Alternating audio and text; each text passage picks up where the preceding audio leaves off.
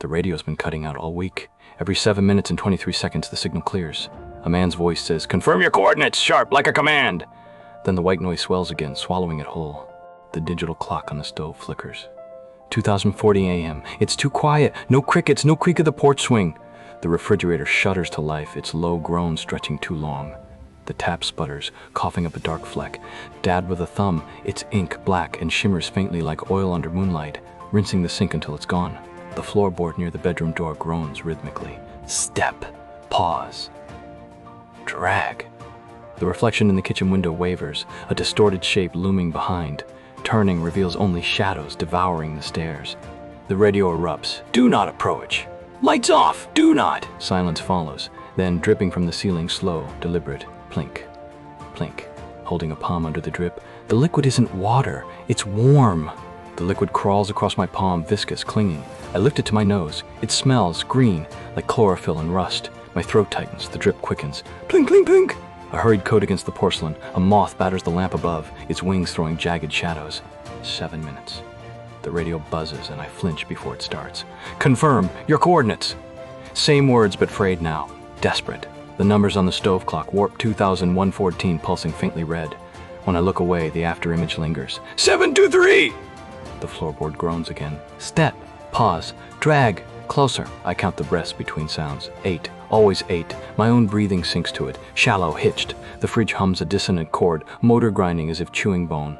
Something echoes the drip, a wet click deep in the walls. I press my ear to the plaster. Cold seeps into my cheek. A vibration thrums rhythmic, a heartbeat, or a pendulum. The reflection in the window flickers. Not behind me now. Inside. A silhouette hovers within the glass itself, elongated, head cocked. I step closer. My breath fogs the pain. The silhouette's hand rises. It holds something glinting. A key? A blade? A crack splits the ceiling. Fine dust drifts down, sparkling in the lamplight, catching in the liquid. It moves, coalesces, letters. B3L. I swipe it away. My sleeve comes back stained, damp. The letters reform slower this time. B. Low. Outside, the porch swing creaks once loud. The radio dies mid-crackle. In the new silence, a latch unmuzzles deep underground. A drawer sliding open. A jaw. The floor tilts, subtle, imperceptible, like the house settling into a sigh.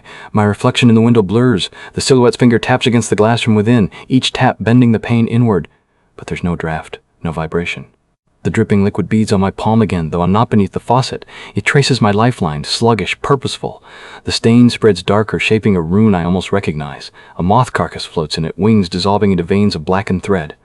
The silhouette's face presses forward. My face. But the jaw's unhinged, eyes gulping the lamplight. Its lips part. A sound funnels out, my own voice, warped through a corroded tunnel.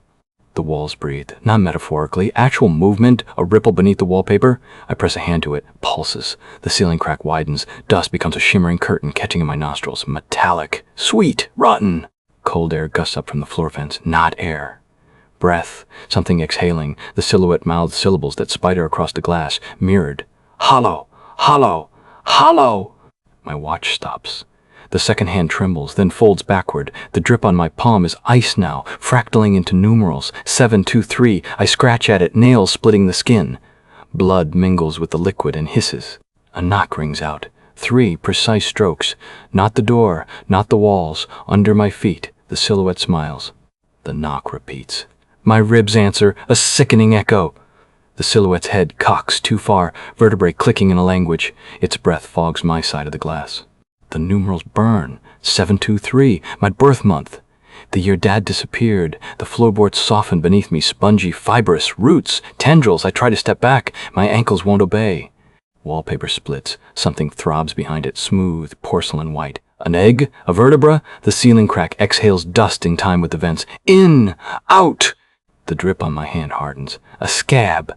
Peeling away to reveal skin etched with the same rune. Blood wells, then steams. The stain on the floor writhes. Moth wings twitch, wreck knitting. The silhouette leans until its forehead touches the glass. A bluish vein branches across the pane, splitting my reflection into fractals. Each shard whispers a year. 7. 2. 3. My knees buckle. The floor yawns, a wet, mineral gasp. Darkness coils up, viscous. Something down there hums. A lullaby. Mom's voice detached from Mom's throat. The lullaby swells. It's sharp in the left ear, her soprano peeling paint and muffled in the right, like a palm pressed over a mouth. The tendrils around my ankles pulse, warm as arteries. They reek of wet iron and myrrh. Dad's cologne the night he didn't come home. The floor splits wider. Cold rises, mist coiling into numerals. 723! It repeats in the condensation on my arms. The silhouette's jaw unhinges. No teeth. Just a blackness that stretches, elongating toward the ceiling. The vents rattle. In. Out. H.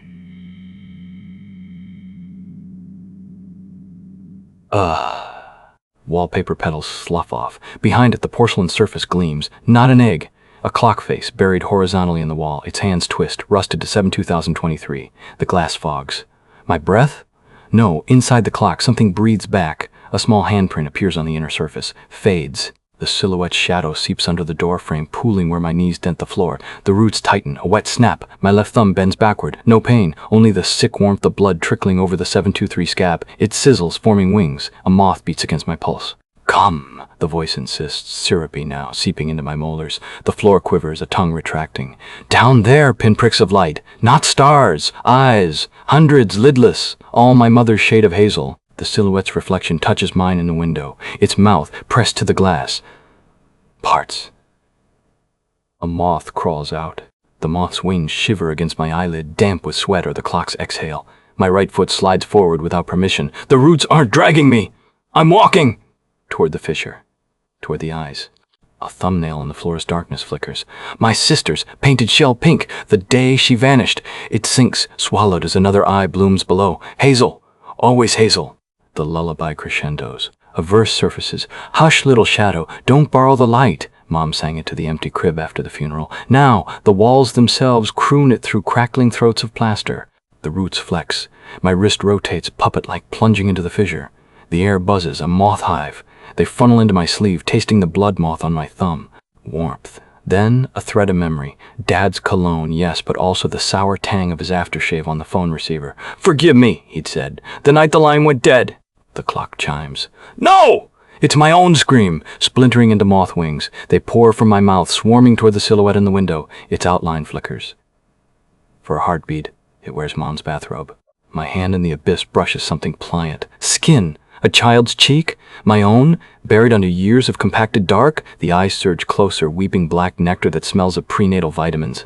Footsteps upstairs. Mom's uneven gait, but the eyes blink in time with her limp. In. Out. She's been dead for 9 years. A wingtip grazes my cornea. The world fractures, and in each fragment, the silhouette waves, beckoning with fingers I recognize. Dad's watch glints on its wrist. 723. Still ticking.